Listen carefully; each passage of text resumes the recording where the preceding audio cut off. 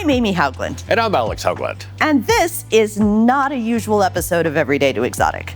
And this is the Portland All-British Field Meet 2025. This year, we were invited to be the guest speakers at the 47th Annual All-British Field Meet in Portland, Oregon. This is the longest running, largest all-British car gathering in the Americas, historically, with usually around 800 cars showing up. And we were asked to basically come in and be interviewed by Keith Martin of Sports Car Market magazine to give an overview of who we are, why we collect what we do, and where things have been going with us in this hobby. So what you're going to see now is that interview. Obviously, this wasn't filmed in our studio. It was filmed outside. And there may be some engine noise and some background sounds and things like that. So we apologize for the quality, but we don't apologize for the content. That said, please sit back, watch, and enjoy. Thank And you. we'll see you next time. Bye. Now, Alex, I've done a little research on you, and you were attracted to Burago models. Tell me about that. So my mother is Italian, and she immigrated from Italy to the United States in the 1960s. As a woman with a doctorate in Italy, her only opportunities were more or less to work as a lab intern rather than actually being able to use her doctorate. So she's like, heck with this, I'm going to the United States. But as a result of that, we would go back and visit family in Italy just about every year. The downside is I never really learned Italian as a kid. And so I'm visiting with all of my family in Milano, and none of my family, for the most part, spoke English. So as a small child and bored, how do you keep yourself entertained? Well, we bought these model kits made by a company called Burago that is actually based in Monza in Italy. And they are metal kits that you put together. They are almost exclusively European classic cars. And the doors opened, the hood opens, they have engines in them. You turn the steering wheel, it turns the wheels on the car. I would put these together, usually about 2 or 3 on a trip, and then bring them home. And I blame that for a huge part of my love of European cars. And I have now 1-to-1 scale models of some of the ones that I had like 1-to-18 scale models of as a child, including a beautiful red Jaguar XK120 in exactly the same colors as the model that I had as a kid. So Alex, your collection now is over 140 cars. When do you think things change from you to being kind of a hobbyist to being a serious collector? So I'd like to say I'm good at buying, bad at selling cars. So the collection has basically continued to grow, and for quite a while, it was one of those things where I would buy a car that interested me for one reason or another, whether it's had something interesting technologically, whether it's I think that would be fun to drive, whether it just looked pretty. And a big part of it was just sort of letting it grow organically. I hit a point probably really when I started going to the point where it's like, okay, I'm not just buying a car and working on it myself and maintaining it myself, but to the point where I started saying, okay, I bought this, we are now going to do a high-level restoration on this car and start taking something that otherwise I would basically be more or less just like tinkering with until I could get it running and driving, and actually saying, no, we're going to take this car, make it as good as I possibly can, go out and share it with other people, but most importantly, go out, enjoy it, and drive it. So what's your reaction been if suddenly he had 4 or 5 cars, and then 10 cars, and then 20 cars, and then 140 cars? What was your sense of, what did you think was going on at that time? I am hereby confessing that I am a full participant in the car collection. A lot of them are mine. I like tiny underpowered cars. And so the way I put it is a lot of couples, there's one person who kind of puts the brakes on things a little bit, and we don't have that in our relationship. So for me, this is fun. I'm I encourage this. And we, at first, I was not into cars. When we were together, it was Alex's thing, and that was fun. And then I started coming to AVFM. And then I discovered that there's all these really fun cars that I actually enjoyed driving. And suddenly, we were both doing it together rather than just being him. Now, you said you enjoy driving. Yes. Let's talk about the very first day you drove and what happened then. So that was traumatic. So what happened was I had had my very first driving lesson. How old were you? I was 29, something like that. Maybe 30. So I took public transit for most of my child and teenhood and wasn't that excited about cars. My parents drove minivans. Very practical, not very interesting. So we got married and moved 3 miles out of town. And Alex has a lot of hobbies, including cars, that could lead to injury. And I wanted to make sure that if that happened, I could get him to the hospital. So, this is important. So I took my first driving lesson, and we were coming home, and Alex said, "Would you like to drive part of the way home?" And I said, "Sure." And What car were you in? we were in a Subaru WRX, and I missed that car. It was such a good car. I didn't appreciate it at the time. Oh, excuse me. You missed the car? You mean the car's no longer here? Tell me what happened. Yeah, that was very exciting. So our driveway, the main road is going this way, and then our driveway is 90 degrees. And so Alex got me out to a not high traffic area, and I'm driving along, and there's someone behind me, and I feel like they're really close, and so they're making me nervous. And so I'm getting ready to take the turn, and I didn't slow down enough, and Alex said, slow down, okay, go ahead. No, I said keep going. Oh, keep going, okay. And so I thought he meant keep going as in take the turn. He meant keep going and we'll figure out a place to turn around. Yeah. So I took the turn. And I went off the driveway and into the trees. And I shattered one of the front wheels and put a big dent in the other side of the car. And apparently that shattered wheel pushed back through the firewall and popped all the rivets. And so I'm in tears, and Alex did everything right. He jumps out of the car, and he comes around, and he goes, "Are you okay?" And I'm like, "I broke the car." I felt so bad. But I learned about calling the insurance, and no one else was involved, but it did take about a year for me to get in the driver's seat again. And once you started driving again, what was your progression with old cars? What was the first one, and how did you decide which cars you wanted to drive? Oh. First criteria, I have to be able to reach the clutch. Not all cars do that. Well, talk about what the first classic car you wanted that we bought for you was. That's true. So again, I was like, okay, this is fun. I enjoyed the social side of cars and getting to know people and all that. But we went to the All British Field Meet, and we went to the swap meet on Sunday. And I was just hanging out with Alex until the yarn store opened at noon.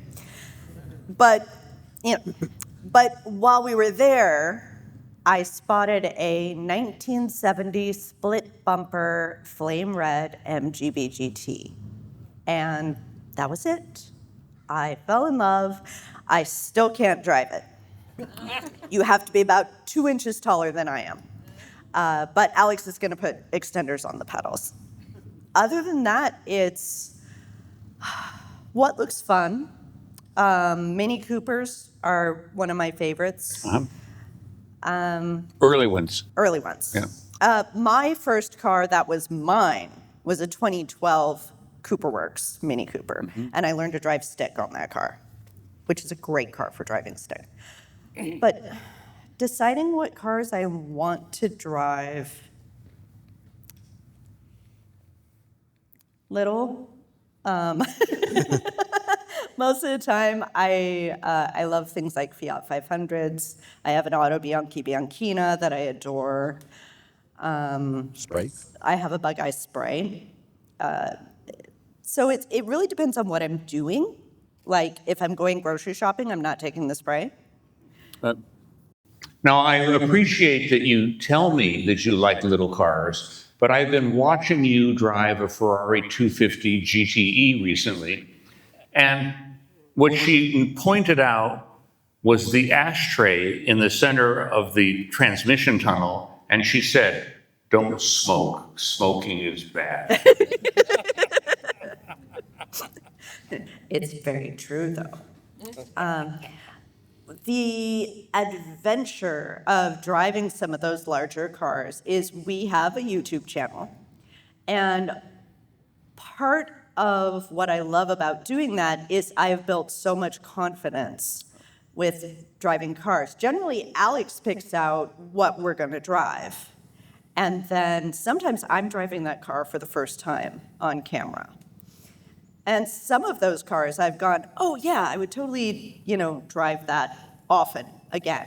But some of them it's like, I'm using my tippy tip toes, so it's not easy. I like cars that are easy. So, Alex, you and I talked briefly earlier. First of all, we're talking about pre-DOT, pre-EPA cars when it was stylists and engineers, and they had total control. Now, there's no question that today cars are better and safer than ever. In fact, the scariest moments we ever have is driving an old car on the freeway, surrounded by 3-ton trucks. In this era, each car spoke with a clear language. Tell me which cars that you have speak to you in the language that appeals to you the most. So it's not a huge surprise that the Jaguar Owners Club invited us to come and speak, because I have, from the very beginning, been a huge fan of Jaguars. The collection actually started as a collection of Jaguars, and then branched out into an Austin Healey, and then moved on into other British cars and MGTC, things along that line. But a big part of it is I love the Jaguar XK engine. I love the feel of the car. I love the power of it. I love the independent suspension system that they came up with. That's on the E-Type. That was on the 3.8S. That's on all of the XJ6 saloons. So that's an example of a car that absolutely speaks to me from that end. But the other aspect is I love the artistic design of cars. So a huge part of what makes a car worthwhile to me is the creativity and the artistry in bringing it about, in bringing it into being a car. And William Lyons was an absolute master of that. It's one of the things I love about a lot of the Italian cars. I love the cars that Giovanni Michelotti designed for Triumph. I love the Italian cars that Zagato did. I've got a rather unusual Zagato-bodied British car, which is a Hillman Zimp. If you saw the silver Hillman Imp here, imagine that if an Italian had designed it.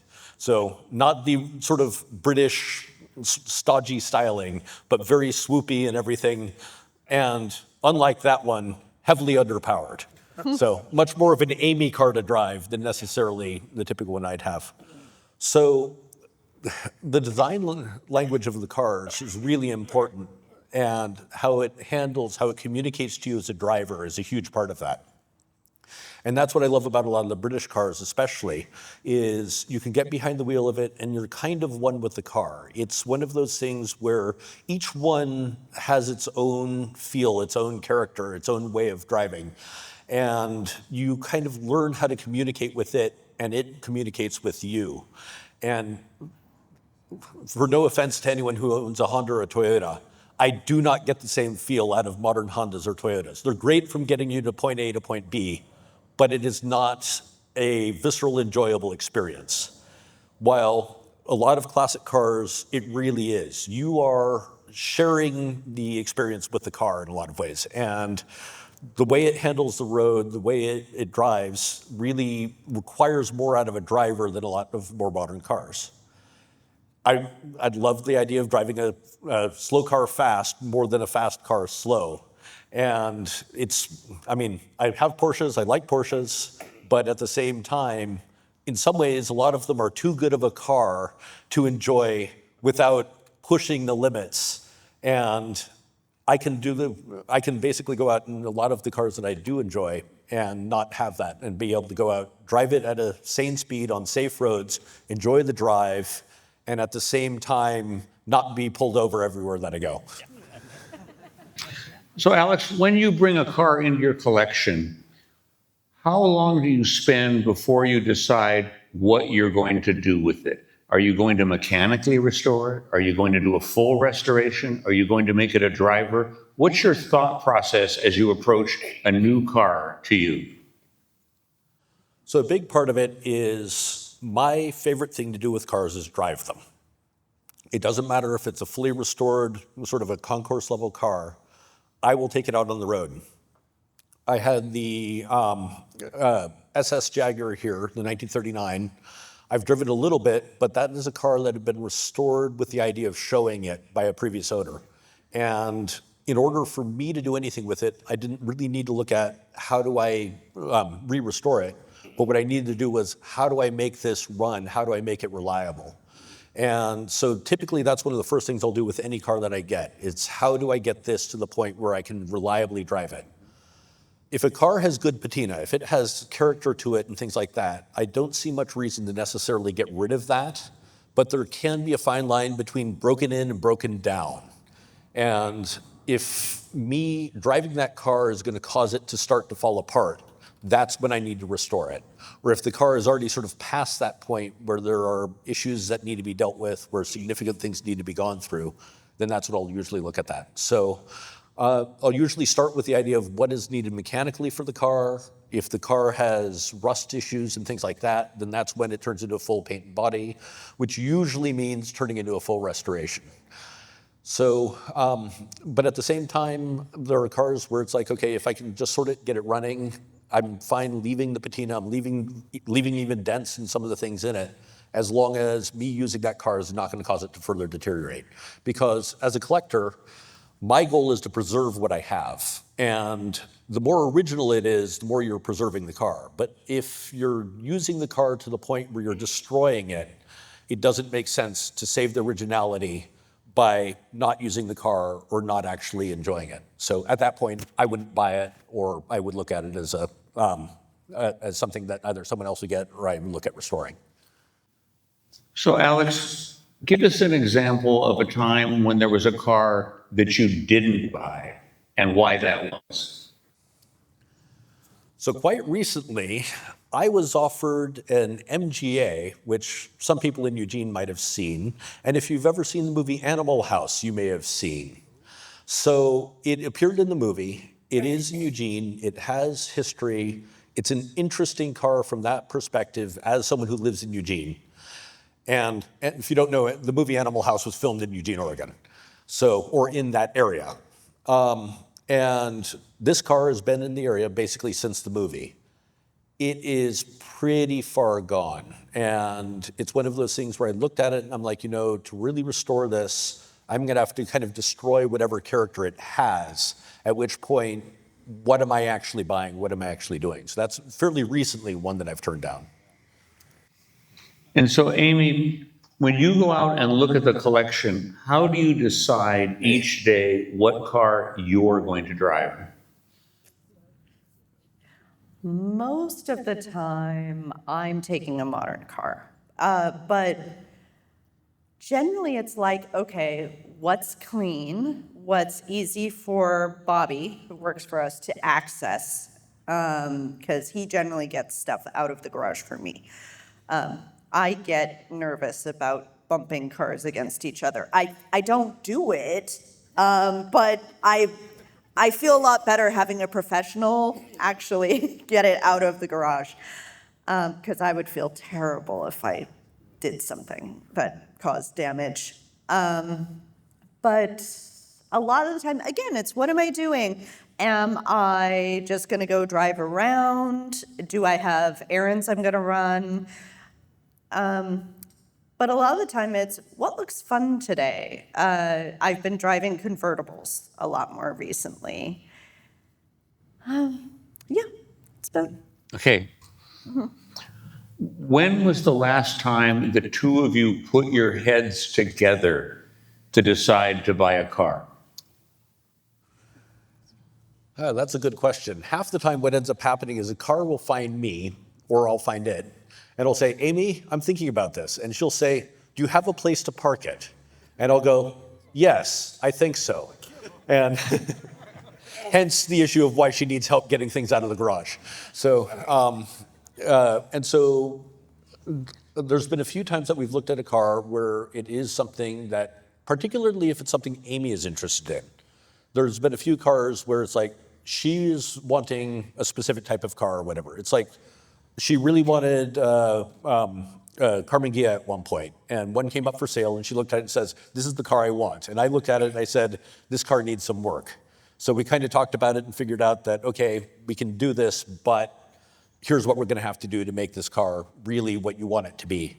And then other times it's been a case where we'll pretty much just like sit down and look at a car, and Amy will go, that's pretty, I really like that. Or in some cases it'll be that Amy will see a car, kind of fall in love with it, like Alfa Romeo Giulia Sprint that she saw. Yeah. Beautiful car.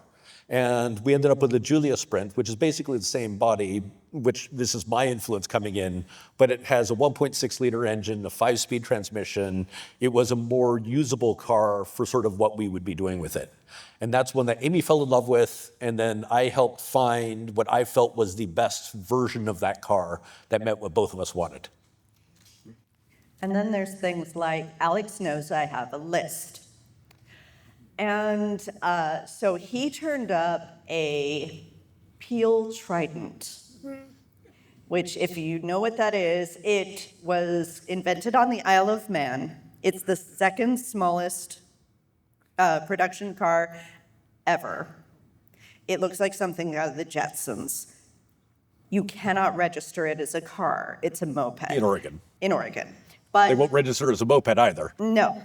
But Alex found one and had me come look at the listing, and we discussed it, and it was kind of like, okay, we can't take this on the road, but it takes up very little room.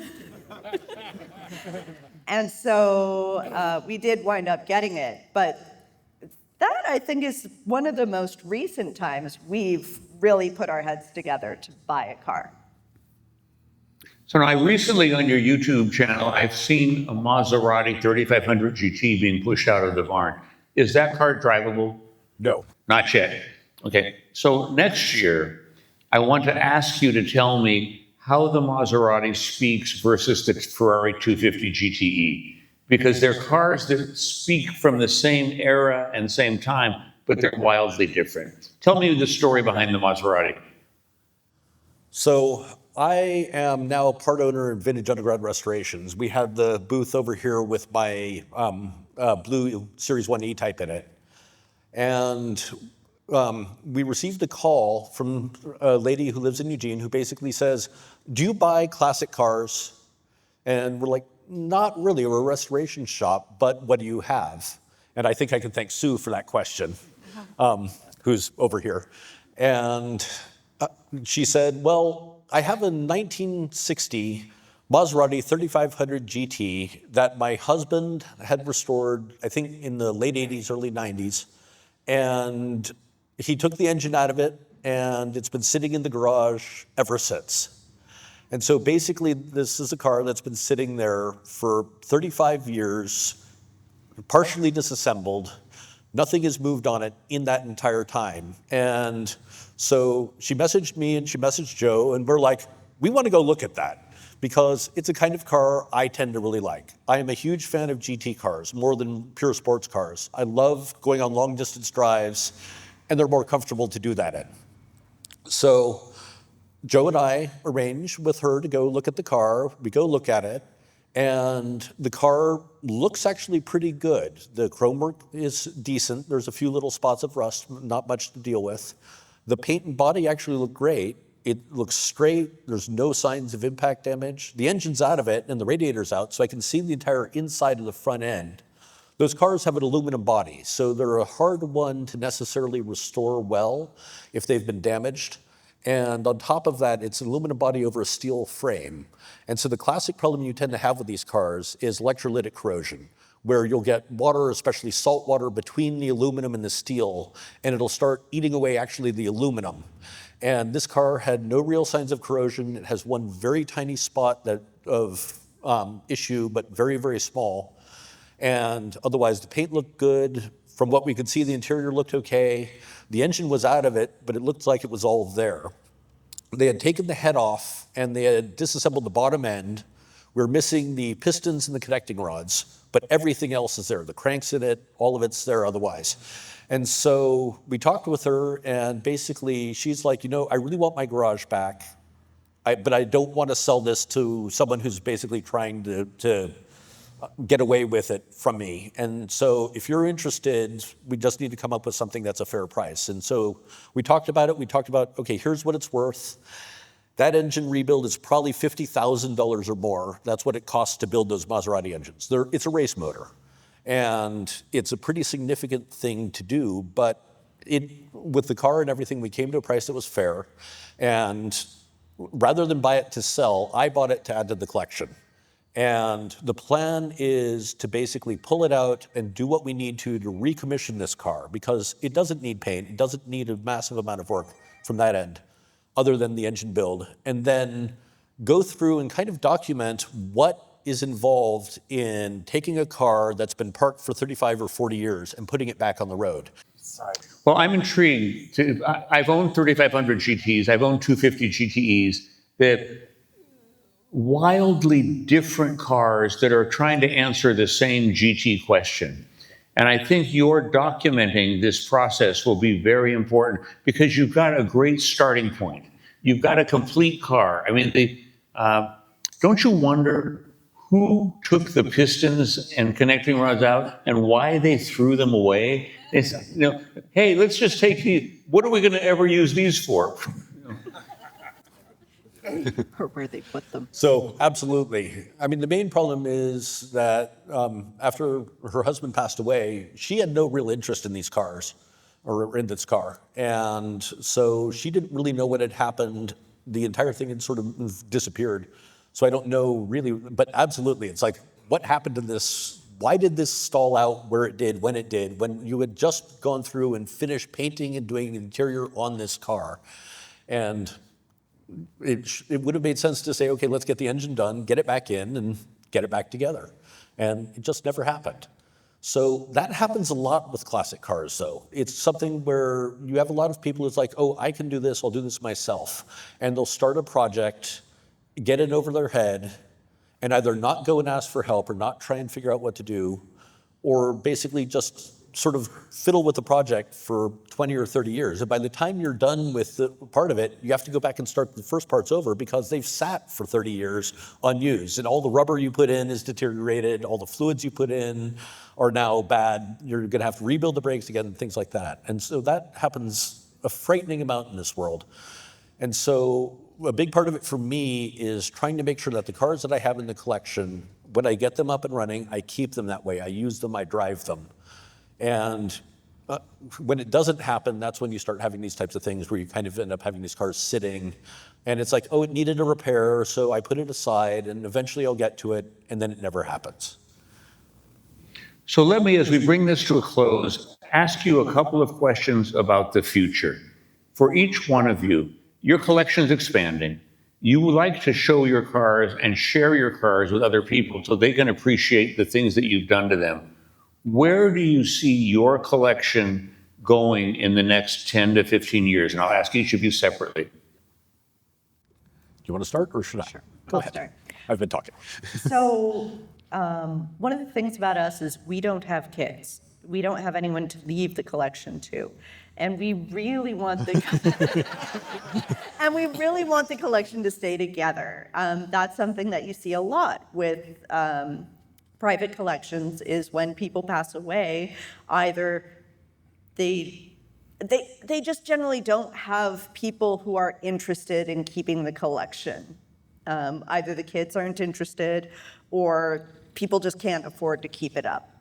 We discussed creating a museum.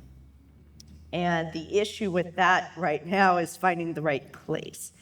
I don't know if that'll happen in the next 5 to 10 years. I think we're reaching the limit of what we can manage as a collection. So I think the buying will slow down, but you can say. Okay. So what Keith is looking at with the 140 plus cars is actually a bit outdated. The collection right now is 216. So in relation to this event, 105 of them are British from all kinds of different marques all over the place, a lot of which many people have never heard of. I mean, how many people, if you didn't go to Forest Grove this year, has ever seen a Connaught in person? How many people, other than here, have seen another Swallow Duretti? How many people have seen a Peerless GT in person? Things like that. There are a lot of really unusual cars in the collection that I would love to see preserved and I'd love to see shared. The hard part in a lot of ways is a museum takes a lot of time, money, and energy to keep running. And we've seen that with museums like the World of Speed, Right. which has come into being, been around for a while, and then not lived past its owner. A big part of what we've been trying to do with the YouTube channel is documenting and sharing the collection. It costs us a lot of time, effort, and literally money to make what we're putting out on YouTube. We make nowhere near back what it costs us to make a single episode in order to basically share it. But we're doing it more as a passion project with the idea of sharing the contents of what we have, what these cars are like to own and drive, and basically sharing the history of what makes each one special and put it out there for everyone to enjoy. And that would be our idea with the museum. If we were to do a museum, it can't just be our cars, it can't just be static. For a museum to live, it has to be a living, breathing thing. It has to be something where you bring in cars for the community, you share interests outside of the ones of the people who founded it. You try and have something that gives a reason for people to come back and make it part of their community. And that is a hard thing to make happen spontaneously. It's something that takes a lot of time and effort from a lot of people beyond us to be able to do that. And so I would love to see our collection turn into that and turn into a museum. At the same time, the more we can get what we have out there documented and out there and shared with people, the better it is. These cars are great. And if we don't share the interest, share the love, especially with younger people, then this entire hobby is going to go away. And for me, I don't want to see that. I love these things. Almost every vehicle we own is older than either of us. I was born in 1976. The vast majority of our cars are 1950s and 60s. Going into the 70s, a few more modern, a few that were made actually while we were alive. It took me a long time to get my head around the idea that a car that was made while I was alive could be considered a classic. It is very, very difficult to start thinking about that. And I'm sure there's a bunch of other people here who kind of feel the same way. So that said, I have cars from the early 30s, and it is a very different driving experience. That is not a kind of car that you can easily take out on a lot of modern roads, except for a few exceptions, like I have a 38 Bentley and things. That is a very capable car. But if you've ever driven an MGTC on modern roads, it can be kind of frightening. Even cars that we consider more capable sports cars, like a Lotus Elan, it's an amazing car to drive, absolutely incredible. One of the nicest cars to drive, very communicative, fantastic car. You are shorter and smaller than everyone else, and you are made entirely of fiberglass. So if anyone T-bones you, the only steel they're gonna hit is the transmission tunnel on the other side of you. And To me, that's terrifying. But at the same time, I don't want to see these things go away. And I want people to see and experience these cars. And if we don't find a way to do that, then this entire hobby is going to die. So my point of view with our collection is, how do we help keep all of us involved in cars? How do we end up keeping all of us moving forward on this and keep this as something that we can all enjoy?